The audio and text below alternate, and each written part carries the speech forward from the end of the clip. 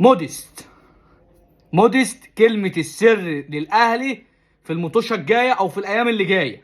طب واحد يقول لي موديست ليه؟ أقول لك موديست في المطوشة الودية اللي اتلعبت متألق آخر حاجة. كان في امبارح تراي ماتش بين اللعيبة وبعضها. موديست جاب 3 اجوان، وعايز أقول كمان إن الراجل مقتنع بيه جدا جدا جدا. وعايز أقول لك ماتش شباب بلوزداد موديست هيبدأ.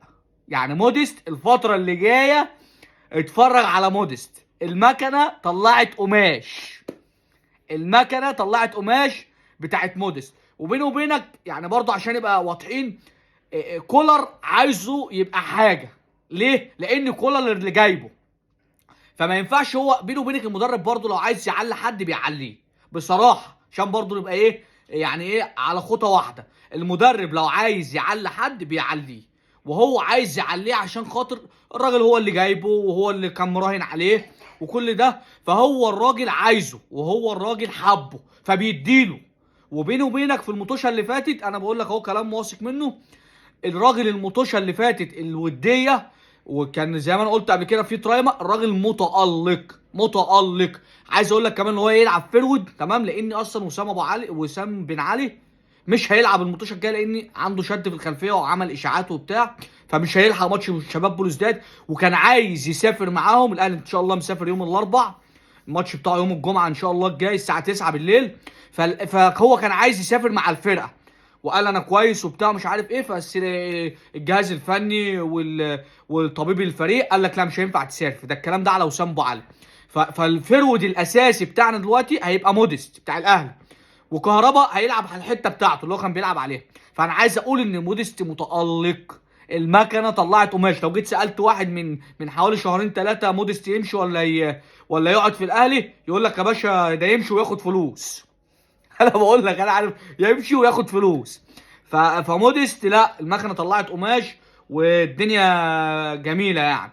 عايز بس اقول حاجه طالع اقولها، انا طالع مخصوص عشان خاطر اقول كده. الدنيا كلها بتتكلم على حاجه تانية خالص، وناس كلموني اقسم بالله، ناس كلموني وناس بيكلموني على موضوع مكوينه. قصه مكوينه ايه؟ مكوينه لاعب جامد ونص ملعب مفيش زيه ولاعيب كوره يعني جامد جدا بتاع سان داونز، وشفناه في المنتخب بتاع جنوب افريقيا عامل شغل. لاعب كوره جامد وانا اتكلمت قبل كده عليه، جامد قوي، لاعب كوره جامد قوي. طب ايه قصته؟ طب ايه طريقته؟ طب ايه حواره؟ طب هيرجع؟ طب مش هيرجع؟ هيرجع سان داونز؟ طب الاهلي عايزه؟ طب اتكلم معاه؟ طب مش عارف ايه. طيب القصه كلها بما فيها كده باختصار عشان بس نبقى ايه في الصوره مع بعض. وكيل اللاعب عرض اللاعب على الاهلي تمام، واللاعب العقد بتاعه هيخلص في اخر السنه دي. فالاهلي مش عايز يتكلم عشان لما اللاعب يبقى فري. ليه لما اللاعب يبقى فري؟ لان انت دلوقتي لو جيت قلت لسان داونز انا عايزه هيطلب مبلغ فيه قد كده، واخد بالك؟ فكل القصه في كده. بس في مفاوضات، في مفاوضات. الوكيل عرض اللاعب على النادي، واللاعب مرحب جدا والوكيل مرحب جدا، وفي كلام وفي قصه وفي كلام رايح جاي، يعني في كلام رايح جاي والامور ماشيه لغايه دلوقتي فوق الممتاز.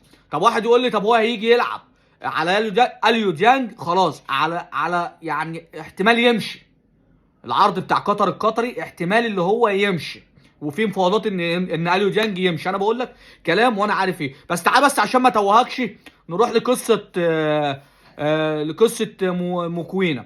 مكوينه زي ما انا قلت لك، والاهلي راح وسال وطب اللاعب ايه ظروفه. مين بقى اللي سايق الليله ديت؟ ومين اللي همزه الوصل بين اللاعب وبين النادي؟ مين؟ بيرس تاو. مين؟ بيرس تاو. الراجل زميله طبعا في جنوب افريقيا وكان قبل كده معاه في سان داونز وبتاع، فهو اللي موصل. سالوا على اللاعب ايه ظروفه بتاع مش عارف ايه. طبعا اللاعب رحب، لا ده لاعب كويس وبتاع مش عارف ايه، وهو احسن واحد هيقول للاعب الاهلي عامل ايه. ليه؟ لان هو جوه الاهلي، فاكتر واحد. دي كل القصه. فاللاعب في كلام عليه، اللاعب يعني بنسبه كبيره جدا، بنسبه كبيره جدا يعني. بس هم مش مستنيين بس العقد بتاعه ايه، في مفاوضات. العقد بتاعه بس هيخلص اخر الموسم، ووكيل اللاعب زي ما انا قلت عرضه. فدي كل القصه بتاعت مكوينه.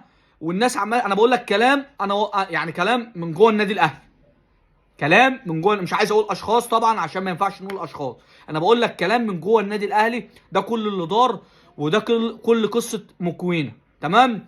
فمكوينه لعيب جامد ولاعيب تقيل، وانا واحد من الناس انا اتمنى اللي هو يجي الاهلي، لان لعيب كوره جامد جامد دبابه، ولاعيب كوره بتاع كوره وحاجه يعني. هيبقى هو وامام عاشور ومروان عطيه، هتبقى سنه سودا على اللي هيقابل الاهلي.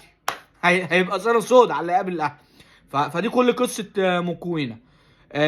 انا بس كنت عايز اقول حاجه، بس حاجه بسيطه كده ملحوظه عن النادي الزمالك. نادي الزمالك احتمال ان القيد بتاعه يقف قريب. طب هو يقف قريب ليه؟ خالد بوطيب ليه حوالي 2 مليون دولار. 2 مليون دولار هو وباتشيكو.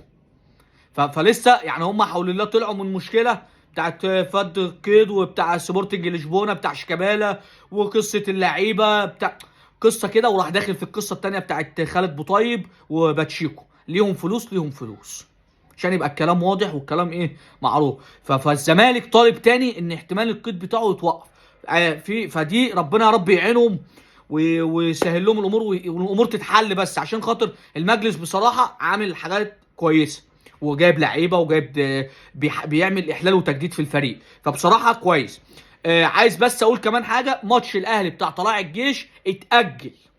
طب اتاجل ليه؟ لان اللوائح بتقول كده، مش انا اللي بقول كده، ده اللوائح بتقول يا نجم النجوم. اللوائح بتقول ان لو انت عندك ماتشين افريقيين بره ارضك، بره ارضك، تمام، يتلغي لك الماتش بتاع الدوري بتاعك ايا كان ماتش مين، بس بيتلغي. ليه؟ يعني انا دلوقتي فرقه عند افريقيا، عند ماتشين بره ارضي. الاهلي طبعا انتوا عارفين هيلعب يوم الجمعه الجايه مع شباب بلوزداد، تمام، وهيخلص وهيروح رايح بتاع افريقيا، يانج افريكانز، سوري، يانج افريكانز، تمام. فماتش عنده ماتشين بره ارضه.